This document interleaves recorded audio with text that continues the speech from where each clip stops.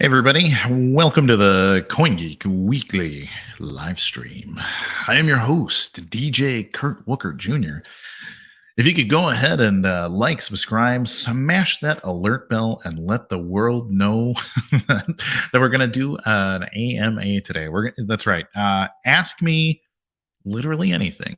We're going to be sorry, my phone is not silenced, so I am getting buzzed here. Okay, everybody. Sorry, I'll stop goofing around. So we're doing an Ask Me Anything show today. Not for any reason other than the fact that I just wanted to spend my hour with you, the viewer. But we're going to need some viewers. So really seriously, if you're watching right now, please put the link in Facebook or Twitter or wherever else. Share it around. Let people know I am taking live questions from the audience. And the reason I'm taking live questions from the audience is I've been out of town for 4 weeks. This is the first time I have slept in my bed twice in the last literally 35 days. So I am well rested, or at least beginning to feel well rested after a 30,000 mile world tour. Is that right? Yeah, it's probably 14. Yeah, it's probably something like 30,000 miles. So I'm really, really glad to be home. I am so happy to be back in town with my wife and kids. I missed my kids immensely and my beautiful wife. And I got to catch up on some stuff. Also, I got my brother staying with me, so we've got even more people rocking at the South Florida Citadel. And actually, that's probably a good place to start. So let's talk about the South Florida Citadel, which I haven't spoken about because I've been out of town and focused on a bunch of other stuff. But so a little bit of context. This probably started 2 or 3 years ago. Like the first time that I saw I think they just called it Twetch Berlin, was an event that I really, really wanted to go to a couple of years ago, and I just couldn't make it work. I think it was right around when my son was being born, so it just wasn't going to work at all.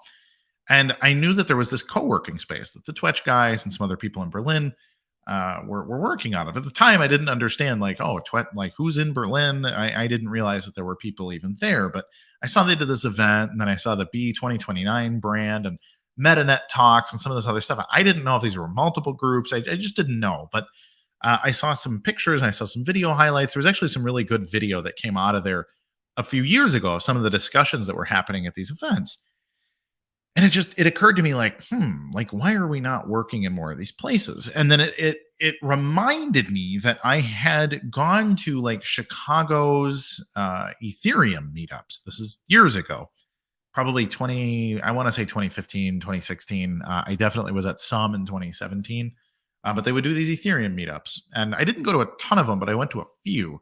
But one of the first ones that I went to was very small. There was 5 people there. And then one of the later ones that I went to, it was hundreds, and these presentations were really big. And I stopped going in 2017 because the presentations turned into, hey, here's my ICO, here's this thing you need to buy, open your wallets and bend over, basically. So so I watched it kind of go full circle. But it occurred to me that, hey, there is an opportunity to put together a co-working space, like a serious co-working space. I'm gonna bring this camera down a little bit.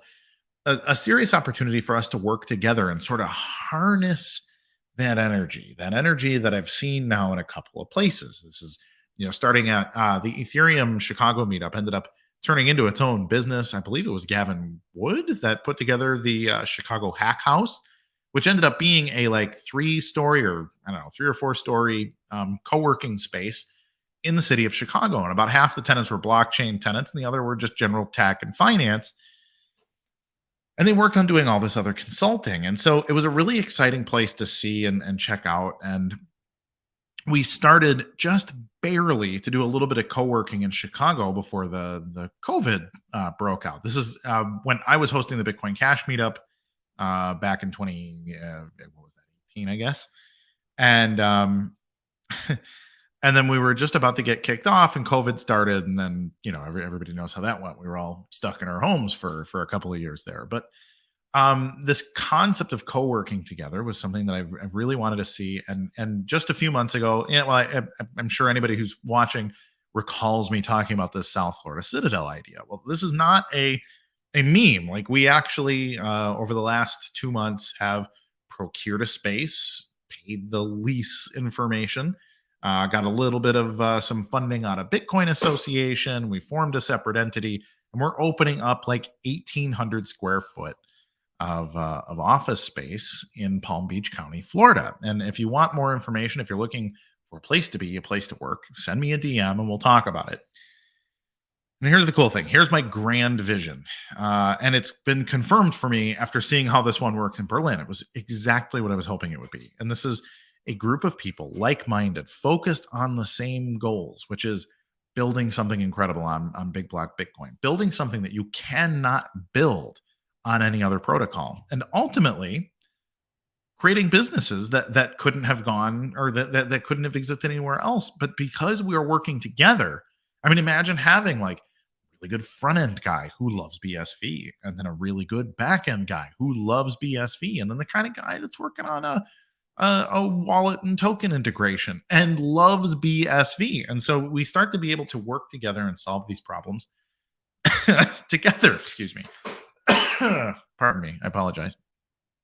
And so I got to see this happen in Germany. Ultimately, it was Stefan and Eckhart run this place.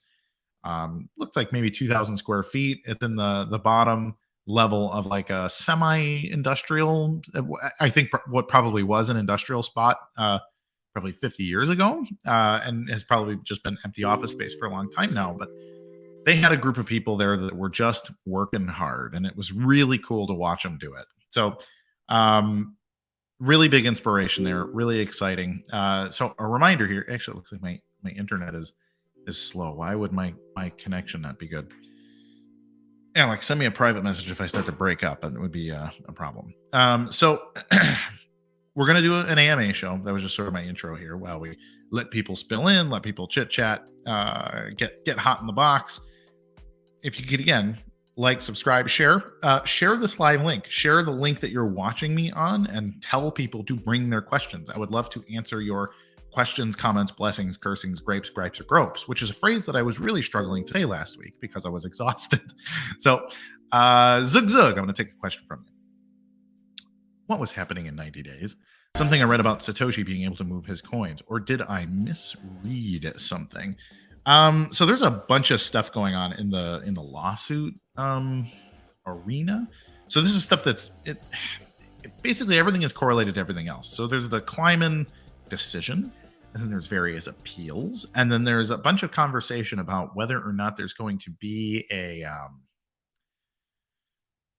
what do you call it? The Friedman Roche or Roche Friedman team keep sort of talking about like, well, how about an appeal? How about a thing? Then there's a thing going on, not in Dade County, but up in Palm Beach County about the about an appeal. But then also, excuse me.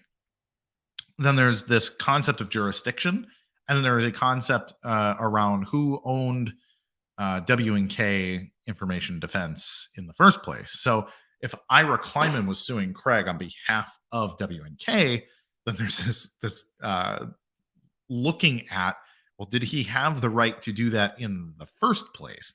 And so if Ira didn't have the right to represent the company in the first place, then he was acting as a fiduciary of a company that he didn't actually own, and then that itself causes more damage to Craig, including cost of the trial and all of his travel and all this other stuff. So it gets really complicated. So there's a big discussion about whether the company was owned by Dave, Craig, and Lynn, or was it just owned by Dave and Craig, or was it just owned by Dave? Seems to be a conversation that is being had as well. Like the small blockers, hey, this Dave owned the company, but Dave and Craig weren't Satoshi, and that's the whole conversation if you talk to the laser lemmings. But that's just kind of where we're at on that case. Alex, I see your messages, so thank you. I don't think I need a break initially, but we will. I'll let you know. But let's keep the questions coming, friends. Yes. What was my favorite city of the 30,000 mile tour? Dubai. It was definitely Dubai. I really wanted to like Berlin, and I just didn't like it that much. As a city, I didn't really like the food. They didn't have a lot of German food, which was bizarre to me.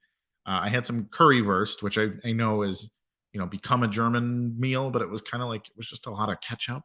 And then I really liked the doner kebab, which was probably the among the best thing that I ate at that place. But even asking the locals are like, "Oh, Kurt, you should go out and get some spaghetti or some pizza." And it's like, you know what? I could go to Florence and have spaghetti or pizza. I am in Berlin and I would like to eat as the Berliners eat. And they're just like, "Well, yeah, go have spaghetti and meatballs." And I was like, guys, I just feel like I'm not being clear here. But um, and then we'd ask, well, what's a really good place? And it's like we went to a Turkish steakhouse or we went to a Lebanese place, and I'm like, where's the German stuff? And so I came to learn among from among the Berliners that they're looking at me and like, oh, Kurt, what you're looking for is Bavarian culture or perhaps Rhinelander. And so they're explaining to me like, well, you could go to Bonn or you could go to Cologne, and these are the places that have like people in lederhosen and curly mustaches and drinking a gallon of beer in a big glass and that kind of thing. And so it was a little frustrating. But Berlin is way in the east of the country, so it's got a lot of Eastern vibe, which is to say, like lots of gray buildings, and it's a little bit stark. And of course, there was a big portion of the city that was itself under Soviet control for like 2 generations. And so it was really frustrating in that regard because I'm German. My family comes from Germany, and it was something I was really excited about. And I ultimately, like, I didn't hate it. It wasn't a terrible place, but we got to have a really good barbecue on the last night where there was some dude named Klaus who they hired, and he made all Bavarian food. And I was very, very happy about it. So I got to have some good homemade sausage, and I made like the vinegary potato salad and the stuff that I was looking for from like German culture, not spaghetti. But yeah. So Dubai, on the other hand, was everything I hoped it would be and more. I mean, just massive, beautiful, brand new city. It felt like I was in an Arab themed Las Vegas. But I mean, all of that. But by saying that, I mean like the entertainment was top notch. The architecture everything was brand new. It was beautiful. There was no expense spared across the entire city. And I got to have tons of Middle Eastern food, which is what I was hoping for from a Middle Eastern experience. So I went to the Middle East and I felt like I experienced the Middle East, but I went to Germany and just didn't feel like I experienced Germany very much. So that was my main complaint about Berlin.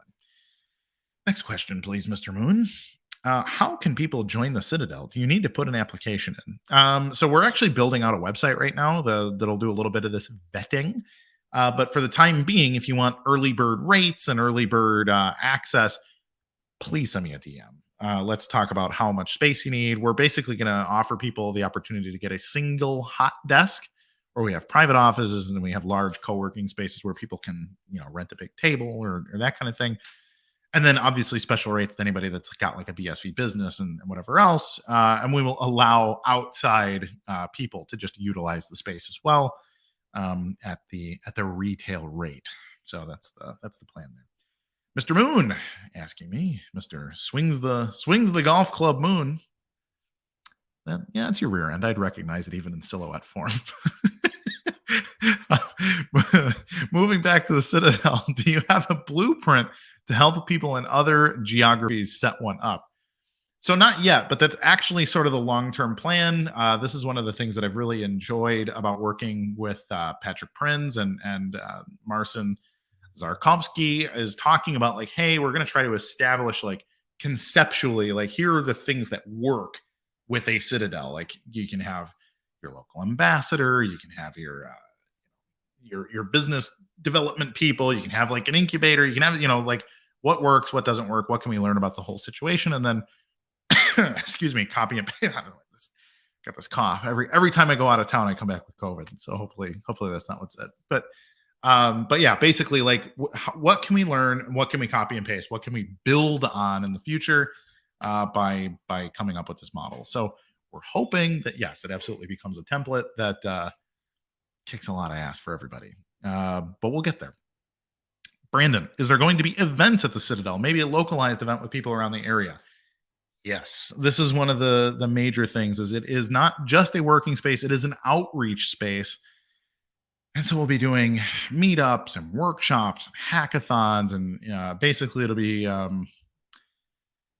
like anything. It should be like, hey, let's talk about tokens. Let's talk about smart contracts. Let's talk about, building interoperable wallets that do all kinds of other things. Like we'll set a goal, we'll rock and roll. This is one of the things they were doing in Berlin that I really liked, is they had it was like a hackathon, but not so competitive. And they split up into a couple teams and just tackled a thing. And so I think that sort of thing is good. Just compete on it and make something cool happen. So that was a big fun thing that we intend to replicate. So maybe we should be giving more credit to the guys at B2029. Digital Collections asking, what is the status of Terranode? I have not been given a further update on Terranode since I was last asked, probably 2 or 3 weeks ago. But what I do know is that it probably worked just fine nearly a year ago, and that the documentation process takes a really long time to do. And so that's probably what the team is working on more than anything, is tightening up those, that the last 1 or 2% is always going to be the like nasty edge case stuff. Like, hey, it'll work 99.9% of the time, but here's an edge case that can bring down the whole network, and we need to really, really, really test it a million times because it's going to be managing our money. And so, yeah. So I know it's being worked on. When I saw demos of it in Zurich, it was doing 100,000 TPS. No big deal. Like, worked really well, not buggy. Everything went fine. Now, I don't know how many iterations it's gone from then to now, but I do know the documentation is a very, very tedious process. I'm glad I'm not the one doing it. And basically send prayers and maybe even send money to the people that have to tighten it up and get it done, because it's a lot of work. But roadmap was that it's supposed to be done and out, like completely out all the way network wide, 2022 by the end of the year. So, oh, hello, CoinGeek. There we go. Oh, got it. Oh, that was an announcement. All right. All becomes good. It's just like the foreign translation of be good to each other. Been reading about original block size and got confused. Some sources say 32 megabytes. Others say it was unlimited by database locks required to process it, which is apparently means 0.75 megabytes. Can you shed light? So we actually don't know. At the protocol level, there was no set, like there was no max block size. It was not like a line of code in the original implementation. But due to the way that memory and some other things would have processed, it's been estimated that it would be something like 32 megabytes, because there wasn't all kinds of like hyper-threading and parallelization and utilization of the machine. Like, it was just a very monolithic first implementation. And so it probably would have maxed out at 32 megabytes because of some limitation on some other aspect of it. So it was not a protocol level set. It was an implementation level set, but it was probably 32 megs. Now, could you have built a 32 megabyte block in 2009? And the answer is probably no. And the reason for it is because of things like the other thing that you mentioned, that 0.75. Like, we don't know what other limitations there were in the implementation, because there was basically only kilobyte blocks on the network for a very long time on Bitcoin. So nobody, it's like trying to guess what is the top speed of a race car that, like, if you were to send a Ferrari back in time and you put it in a place that only has like dirt roads, but you only have wagon wheels also. It's like, well, how fast can it go? And the answer to the question is like, man, I just don't know. I don't know when these wheels fly off. I don't know if, what's the limitation on the friction? Like, I know the car is capable of, has 1,000 horsepower and whatever else, but if you can't grip the road and you can't, keep it on the road, then, what's the damn difference? So I think that's a little bit what was going on there, is that, in theory, it could have been anything. Like, you could basically have implemented it the way that BSV is implemented, and in theory, you could have built a multi-gigabyte block. But if the network wasn't robust enough to propagate and have other people build on that block, then it also would have been moot. So I hope that answers your question. Basically, we don't know what we don't know, but it's, everything has to sort of happen in the order that it happened in, to a point. Also read about block shares issues. Would it make sense for a miner to run a block explorer as they run a full node anyway? And the answer is yes. In fact, this is exactly what What's on Chain is doing with Tal. So Tal owns What's on Chain, and What's on Chain is connected to one of Tal's most powerful endpoints on the network. And so the data sharing in between them comes directly from the honest node of the network. And you have a block explorer that has really, really, really good uptime and a lot of good tooling. Now at Gorilla Pool, I can tell you we're working on some similar things, not a block explorer specifically, but we're working on tooling that'll allow the creation of other block explorers by not having people need to run the monolithic client, which is called Bitcoin D today. Instead, you should be able to just tap into a data feed from a trusted source, which is to say the pool. But ultimately, you can get the data, filter the data, broadcast the data, and whatever. So, yeah, Blockchair is just being silly about it. They're running Bitcoin D and they're running it on hardware that can't run it, and so they're having a problem. And then they're blaming BSV when we have told everybody very clearly, you can do this or that or this or that, but please don't run Bitcoin D. And then they run Bitcoin D and blame BSV. So that's what's going on. Robert Gabo, are we experiencing the flippening? It's way too early to tell. I don't think we're even at 0.5% of BTC's market cap right now, but I think at the worst, I think BSV was number 75 in total market cap across all the other blockchain assets. But last I checked, oh, sorry, Alex. I see your comment. I called you Robert, and I meant Roberto. Roberto Gabo or Gobo. Is that a real name? I feel like I'm being trolled a little bit. So, ultimately, we don't know. There's a lot of market cap to get back. Oh, that's what I was saying. We were like in the 70s, and now we're up in the 40s. We may even be better now. I haven't checked in the last day and a half. So, as we come back, I think we're going to continue to climb in market cap position for many months. We are number 43 according to Mr. Moon, and making our way back pretty consistently. So if we keep this trend, just a few $100 billion more, and we'll be number one. So come on, guys, get out your wallets, right? So, Brandon Ward, what do you think about the recent crypto environment? BSV seems to be holding strong. Do you have any idea why?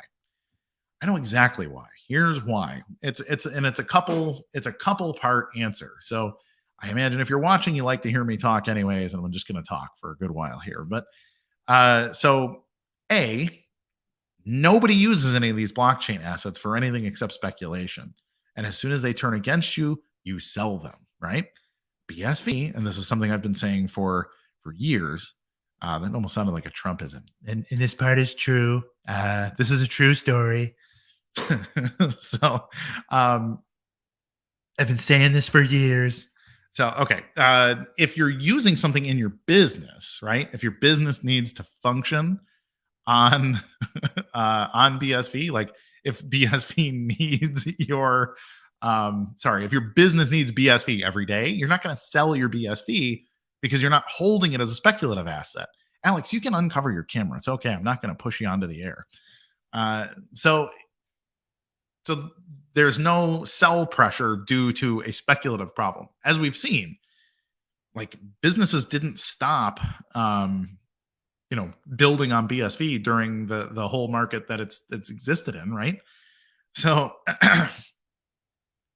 now the other assets, because they're purely speculative, what have they been doing? Well, they've been just getting themselves integrated into these weird financial vehicles, this DeFi stuff, and then the stuff that isn't even DeFi stuff, like Celsius and BlockFi and Nexo. Like those aren't even actually DeFi, but then you have things like Uniswap and whatever else, and they're all over leveraged. Everybody is leveraged against everyone else. So literally everyone is over leveraged across each other, and they are giving back that money. Like this is a deleveraging event market wide, and BSV just isn't leveraged that way, and therefore it's not doing that. So I would argue there is a very slow march of fundamental value being built up in BSV. That is to say, like, hey, a new business is announced every few months, and then they, very slowly acquiring customers. They're doing, whatever it takes to grow. You get companies like Haste, just raised $1.5 million. And you get a few other,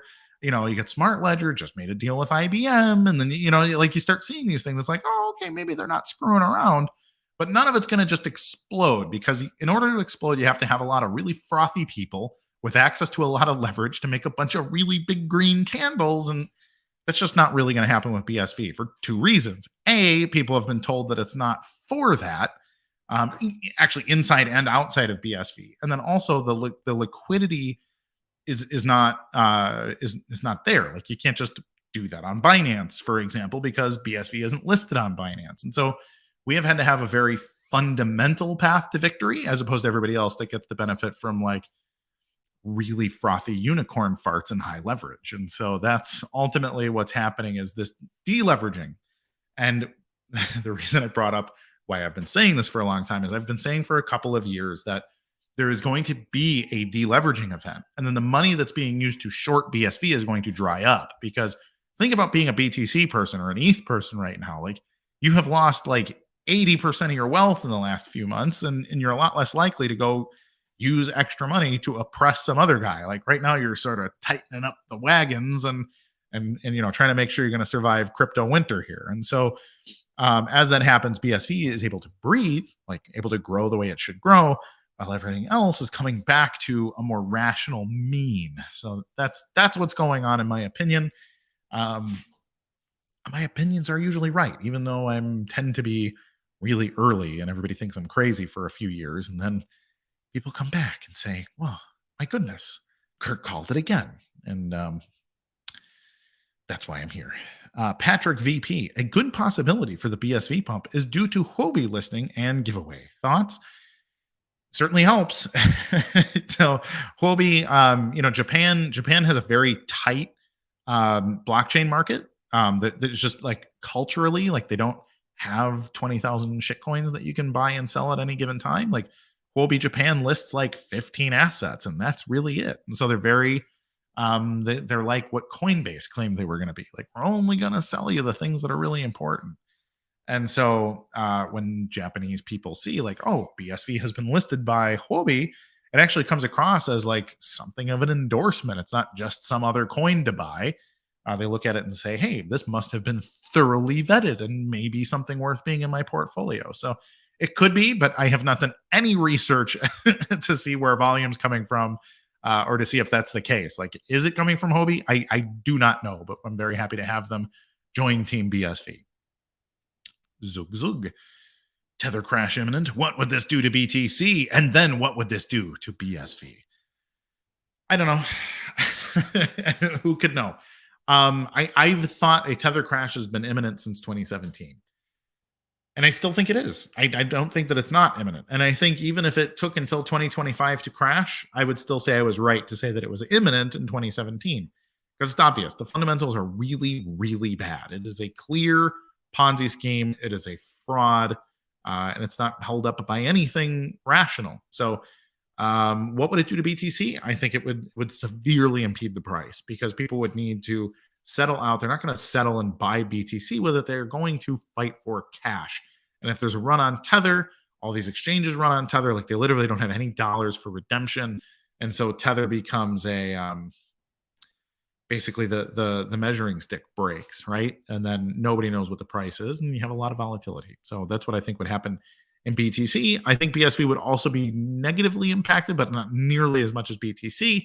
And so we would continue to see the BSV BTC price green, green, green. So even if BSV falls to $30, if BTC is falling to $2,000 at the same time, well, that's a much bigger move, and you'll have made a killing on the BSV BTC trade at that point. So that's where that's at.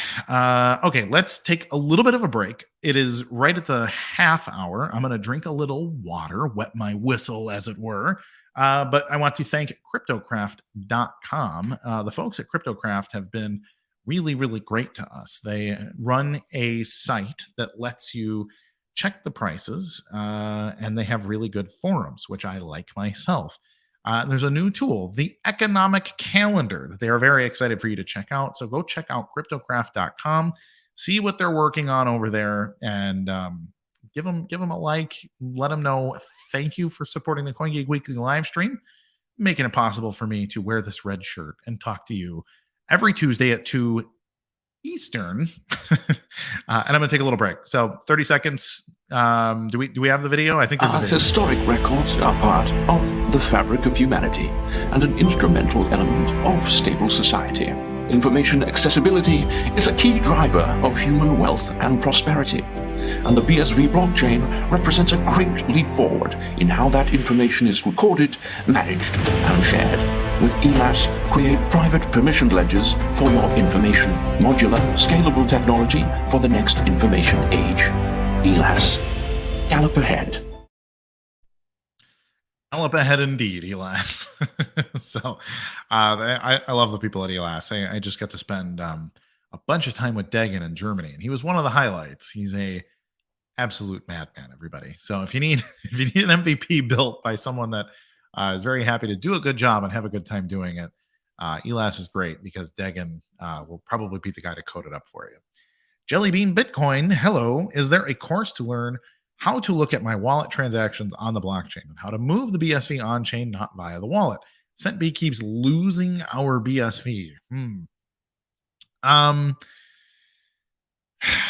That's an interesting question. Centbee, I don't know a lot about Centbee's infrastructure, but it sounds like they're probably running a Bitcoin D implementation and maybe having trouble keeping it synced.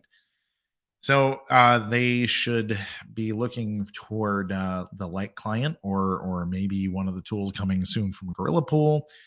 Or there's a few other options actually out there for sort of SPV service. But off the top of my head, I am not sure what to do necessarily as I'm not really sure what the problem is over there. So if you want to learn about Bitcoin stuff, there's a number of resources. There is a CoinGeek Bitcoin 101 section. If you go to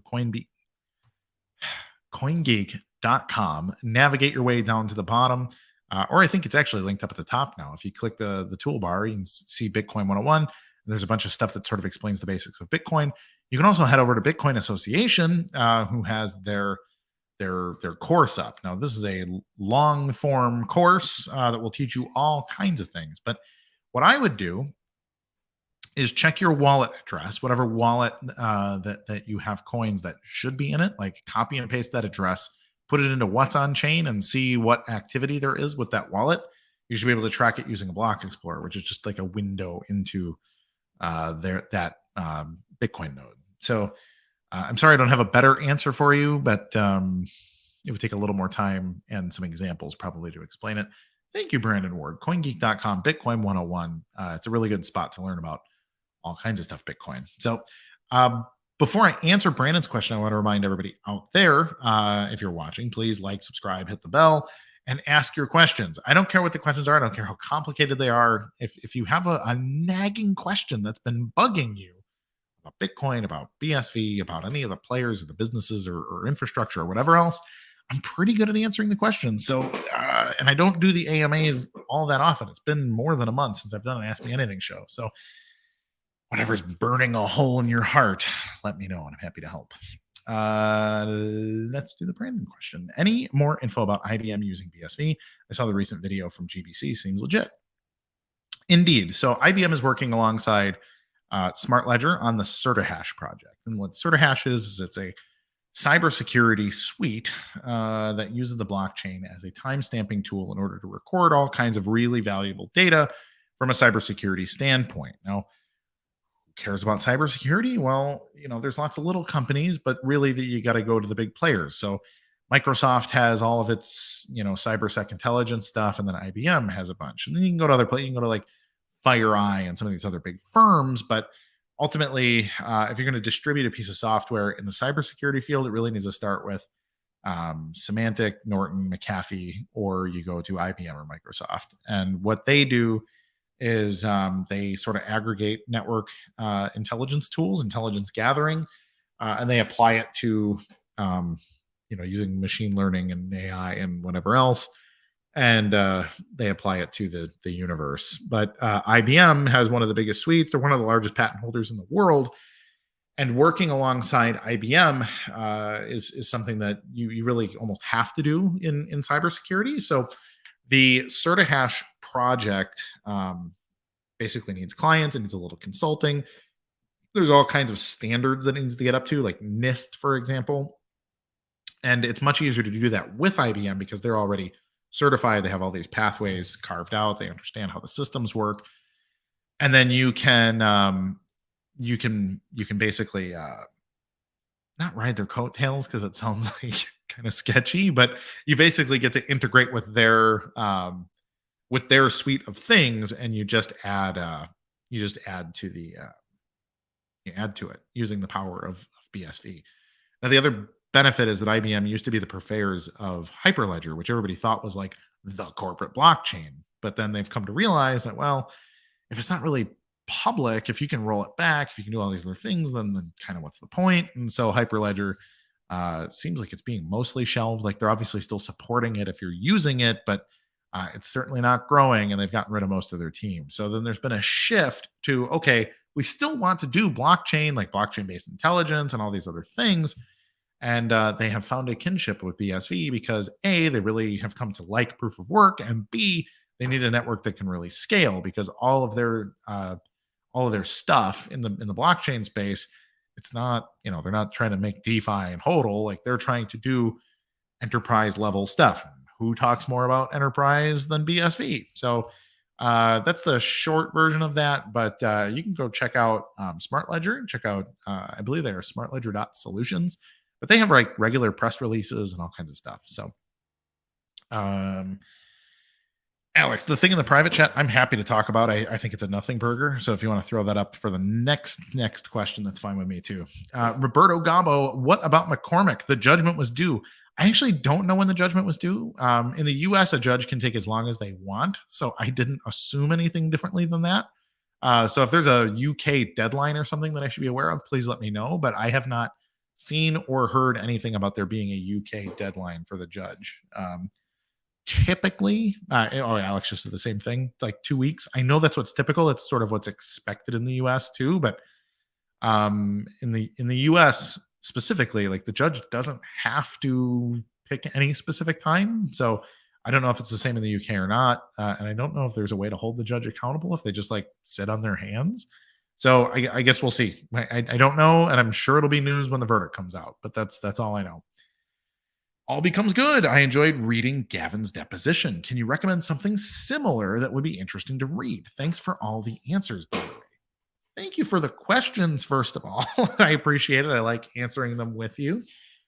Some of my favorite bits and pieces, you can go read the stuff from Ian Grigg from I think it was 16. He wrote, I always forget the name of the first article, but the second one was Not Another Bloody Satoshi Sighting. I think the first one was called like Satoshi Team Leader Revealed or something like that. And those are really good pieces because they're coming directly from Ian, and he's an insider. He knows stuff or knew stuff at the time that literally nobody else knew. There's maybe 2 or 3 people on Earth, just close confidants that would have known anything about it. And Ian wrote what was at the time, and even still today, when you read it, is like, oh my gosh, this is super juicy. This is the line I've quoted many times, like people died for Bitcoin. And that's a deep, it's a deep pit of worms right there. So basically that's it. I like that. I think anything from that era is really interesting. Even going back and reading like the Wired and Gizmodo pieces and stuff like that are really like, the world has changed. So yeah, that's basically it. George Garcia, what is with CSW asking for a loan on Dublin IoT? So I have not watched the whole presentation. I've watched bits and pieces of it. I'll tell you what, Craig is not asking for a loan. I almost feel like that slide may have been sarcastic. I saw the slide going around on Twitter. I'm sure it was Artie Fanbelt or somebody was posting about it.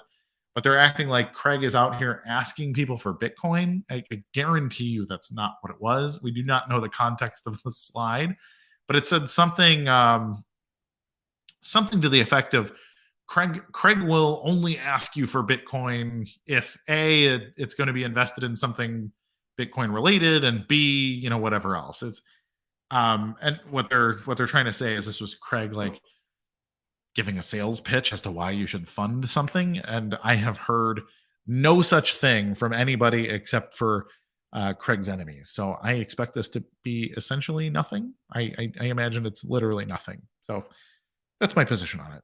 Will there be video from CSW on IoT Dublin? I don't know. I imagine it was filmed, but I can't confirm. I'm sure there will be some coverage. Becky was there, so Becky probably did some video, but I don't know. I guess we'll see. Yeah, there will be video. Okay, I got a yes from Alex. It's gonna happen. You're gonna see some video. Next question, please. Or are we out of questions? We're probably out of questions. I just got to blabber for 20 minutes. Nate, what's the best way for me to research BSV versus standard development time, specifically in regard to micropayments versus payment processing APIs, for example, Stripe? What's the best way for me to research BSV? That's a good question. I don't know if there's a lot of good comparison articles between like legacy payment systems versus something like there certainly are versus Bitcoin, but a lot of them are going to be old and they're going to be very BTC specific. So there's probably actually not a lot of great resources, at least that I'm aware of.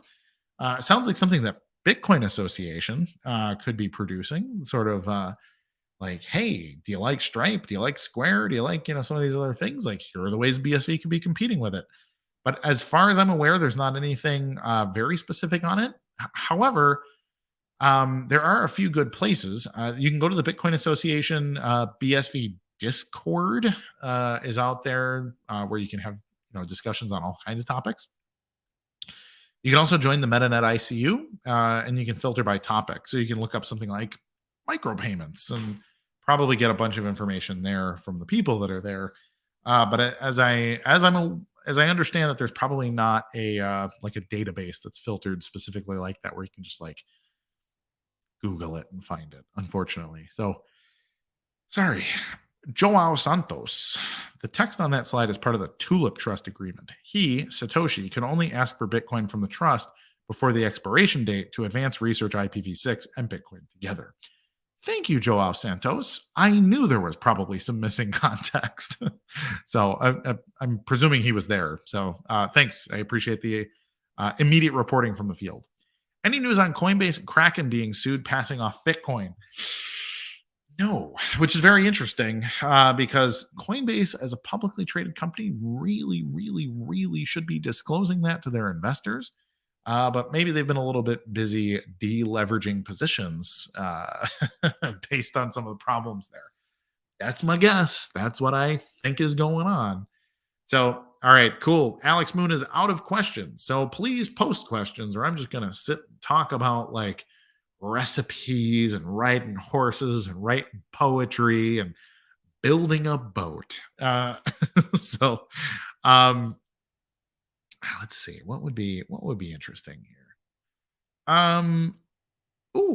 Spreadacini joining the fight for bananas. When new Gorilla Pool amp miners? Any shipping delays? So actually, the delay right now. Okay, let's back up and talk about Gorilla Pool a little bit. We have co-location agreements, and we have the ability to sell you directly. So we went and got ourselves accounts from Bitmain and MicroBT and some of these other people, Canaan, whatever they're called, that we can sell you manufacturer direct ASICs at a really good price. We can also host them for you, which is really, really cool. Saves you money because we benefit from industrial priced electricity.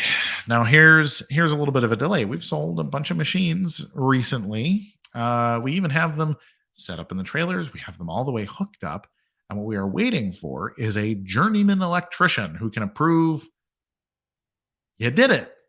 And then we can flip the switch and turn some of them on. So we do have a little bit of a delay right now.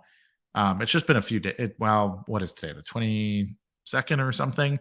So we're like going on 6 days late here. But we're firing up some machines. Like we have our own machines. We're actually going to start to use our machines over at Gorilla Pool to mine for the people that are waiting. It really is nobody's fault except the electrician, and then ultimately like the regulations in the region that demand that a very specific level of electrician approve that everything was done properly, and then you flip the switch. So, but it's pretty cool for most people, because most of the people that have bought get turned on within 2 weeks, no problem. Now, some of these have gone about a month total, which is slow for us, but it's actually pretty quick compared to most. Like, so if you went to like Compass Mining or some of these other places, like a month is actually really typical. So it seems like, if we get up and running in the next 48 hours or something on that last batch, that would put us in a position where we are still on par with like the biggest players in the game. So if you want to mine with us, if you want to like join BSV as a miner, you want to be an infrastructural partner in the Bitcoin SV blockchain, you really can only do it with Gorilla Pool, because as some of you may have heard, SV Pool, this is Craig's pool, is winding down. I believe their last day is going to be August 1st, or maybe the night before, and you get your last payout or something on August 1st. But if you want to independently mine BSV, Gorilla Pool is going to now be the only game in town. Nobody else will accept your hash power. I think SBI Crypto may, if you do like a profit switching algorithm, but you're not going to be able to do like MAPI services or any of this other stuff. So we obviously wish the SV Pool people well, because the SV Pool people are Craig. So Craig's a good dude. I'm good with Craig.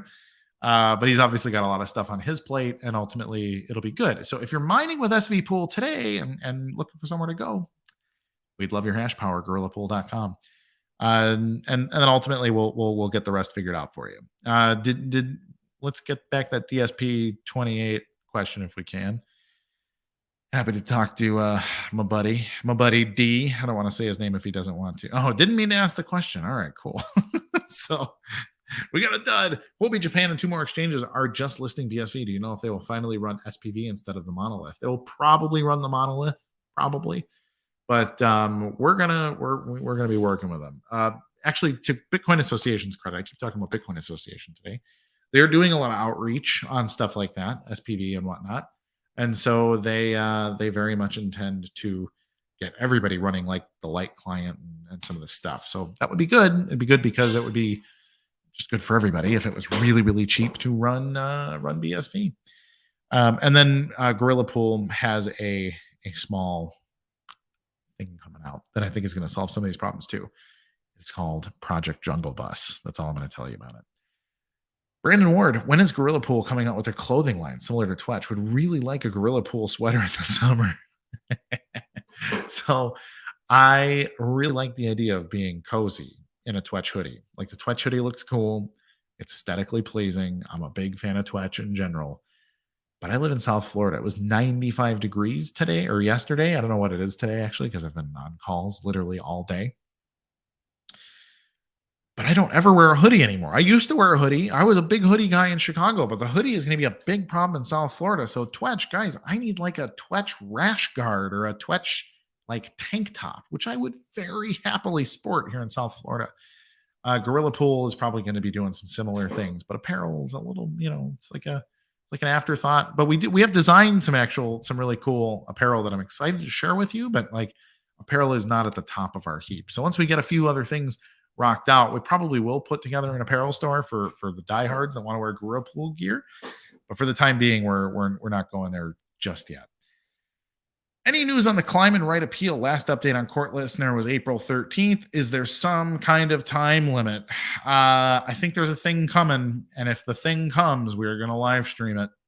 Just putting it out there. But ultimately, I think the only issue they're trying to figure out right now is, did IRA ever have the right to open up or reopen WNK in the first place? And so I think deciding that is going to be part of the game. Richard Waddy, are there BSV education resources specifically for schools? No, not that I'm aware of.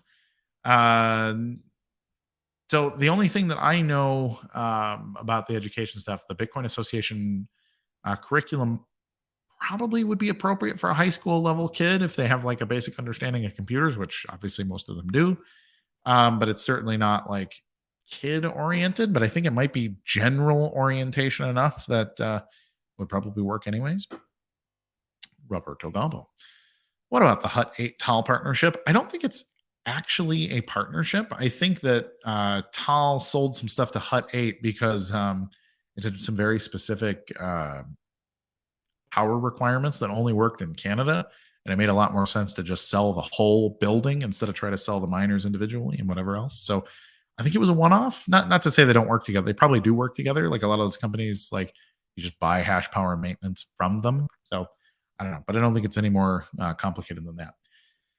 Axel Black, why is Craig's SV pool winding down? Is that concerning in any way? I don't know why it's winding down. I am not personally concerned at all. SV pool was started up right around the hash war to fight for BSV to actually be the real Bitcoin Cash. That ultimately didn't happen because we got stabbed in the back by our mid-blocker friends. But no, it doesn't really matter. Nodes can come and go as they please, and ultimately there's pools for all kinds of things, and ultimately it's just kind of like, okay, good luck. But no, really, we wish everyone well over at SV Pool, but I'm concerned zero because I run now the absolute best publicly available pool in BSV. So this is just good. This is just good for the apes. Brandon, are you getting more hash power with the recent dip in mining earnings from mining BTC? Yes, I'm also writing an article about it. So my next article coming out from CoinGeek is going to be about why you may want to move from BTC to BSV with your hash power. And it's funny because the hash power on BSV has just about doubled in the last week or two. So people are definitely coming to BSV. We are up significantly at Gorilla Pool as well. A lot of people have more hash power coming online. So people are looking at the dipping prices on BTC and saying, hey, where can I point my ASICs? So it's a good thing. Nate, what is the current Bitcoin SV fee for a transaction? I saw 1/600th of a cent and 0.4 cent average somewhere else. The problem is measuring in USD is just going to constantly fluctuate. I believe it is 50 sats per kilobyte, which is very, very small. And that's just the lowest policy setting right now. So it could be lower if you want it to be, but that's basically where we're at. I'm going to wrap up in a couple minutes here, so we're probably going to end just a couple minutes early. But digital collections, where is Jimmy going? Well, he's leaving Bitcoin Association, and actually, I want to wish Jimmy well too. Jimmy's been a great ally to Bitcoin and to really all of us for many years here, and he's done quite a good job at the things that he's good at, which is presentations and rousing speeches. And I like Jimmy. Jimmy has been a real hero for Bitcoin in a lot of ways. But he, as I understand it, is moving to some other BSV startup. So to all the people, the Peter McCormicks who know what's going on and think it's just rats leaving the sinking ship. No, Jimmy is, I believe, just leaving the association so that he can go work at a BSV startup that he really believes in. Which is really honorable and respectable, and I think it's a really good thing. So, but I don't know which one, and I could only speculate, and I'm sure he'll make an announcement, or whatever company he ends up will make an announcement because they got to bring Jimmy Wynn on the team, so that's pretty cool. Patrick VP, how long does it take to get a response from Gorilla Pool? It's usually pretty quick, 24 hours or less through the contact form. We have been busy, actually, because we've had a lot of people asking, but generally less than 24 hours. We got Kevin manning the contact us. So, Kevin, if you're watching, please make sure you follow up with Mr. Patrick VP. I appreciate it. When will be banana muscle shirts for sale? Soon. Big soon. We're getting more printed now. We should probably just put a pre-order thing out and take sizes and collect some money for them. Axel Black, can you elaborate on the backstabbing by mid-blocker friends? Not entirely familiar with that episode. Naturally, this is like the best question, and I have like a minute left. So during the Bitcoin Cash hash war, this is November 2018, okay? We wanted to continue the Bitcoin Cash roadmap of scaling to infinite blocks and restoring the original protocol. This was the mission. Remember, Bitcoin Cash is Bitcoin was a big phrase. You heard all kinds of people stating all around the ecosystem, and then it just kind of stopped. And it stopped because people started to really dislike Craig. By people, I mean, guys like Roger Ver and Amaury Sachet from Bitcoin ABC. So we said, well, here's a Bitcoin Cash client called SV Node, and SV Node was mining Bitcoin Cash blocks for, I don't know, a month or two. seemed like it was going well, but the SV node had the ability to raise the block size limit. Really echoes of the Bitcoin XT days in 2015. Like, wait, maybe the protocol shouldn't be where the block size limit is set. Maybe it should be a policy setting by honest nodes. And the SV node implementation allowed people to do that. Well, come November 2018, and we wanted to have this battle. Like, hey, whoever brings the most proof of work orphans the other side, and whichever side exists becomes Bitcoin Cash. So it's either the Bitcoin ABC implementation or it's the Bitcoin SV implementation of Bitcoin Cash. And whoever loses dies, because that's how Bitcoin's supposed to work. This is Nakamoto consensus. And then it was a very curious thing that happened. The night of the split, this was November 15th, 2018. I was on a live stream. Lots of people were on live streams. We had, Bitcoin.com had a stream. The MetaNet, MetaNet TV had a stream. There was a Keyport stream. Jimmy Wynn was on a couple of streams. It was me and Connor and a few others. And then Connor was over on the Bitcoin.com one. Like, we were going back and forth between each other's streams, like talking about like, how does Bitcoin work? What is actually going to happen here?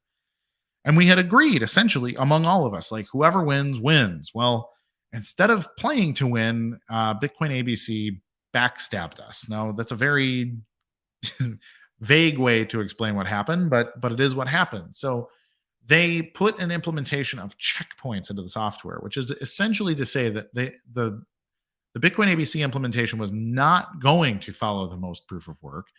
It was going to check a specific hash that was put on chain to make sure that it's running the right implementation, meaning it checks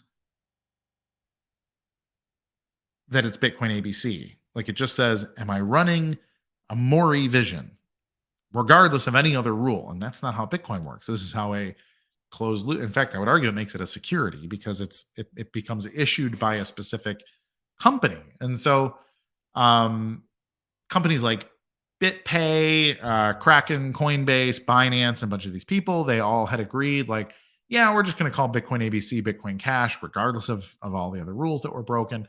And they ultimately split. They split Bitcoin Cash, and they created Bitcoin SV. So it wasn't even the N-Chain people or whoever that created Bitcoin SV. We didn't want Bitcoin SV to exist. We wanted to be Bitcoin Cash. So BSV is not only the real Bitcoin, but we're also the real Bitcoin Cash. And it's just been a bunch of subterfuge that's gotten us there. So I hope that answers the question. I hope that's clear. Alex, do we have any other ones to throw up? I see your questions here. We got, where is Gorilla Pool at with the ASIC financing? I know it's not the best economic model. We don't currently have ASIC financing worked out, but you could probably get a credit card. That might be your best option, actually, is to open up a credit card and like have a $10,000 limit, use it to buy an ASIC and pay for 2 years of power, and then boom, you're ready to rock and roll. You accumulate a bunch of fresh BSV. So that's where we're at. And we're a little less than 2 minutes from the time. Oh, no, we're 1 minute from the top of the hour. So I'm going to wrap up. I'm going to have this show be a 59-minute show, because why not? So everybody, I appreciate you so much for letting me join you for 1 hour. Again, like, subscribe, hit the alarm bell, or the alert bell, so that you know every time we go live. Tell your friends to join the CoinGeek Weekly live stream, where we talk about the news and views of the day, and where you can ask any question, comment, blessing, cursing, gripe, or grope about whatever you want. Also, this is not financial advice. Nothing I say maybe even matters at all. So you need to do your own research, talk to your own financial advisor about everything else, and remember that almost everything in crypto is going to completely scam you to death. BSV is not really an investment asset in and of itself. It is cash. You should treat it like cash. You should build something really cool with it. Most of all, and this is most important, I challenge you, be good to each other. Goodbye. Our historic records are part of the fabric of humanity and an instrumental element of stable society. Information accessibility is a key driver of human wealth and prosperity, and the BSV blockchain represents a great leap forward in how that information is recorded, managed, and shared. With ELAS, create private permissioned ledgers for your information. Modular, scalable technology for the next information age. ELAS. Gallop ahead.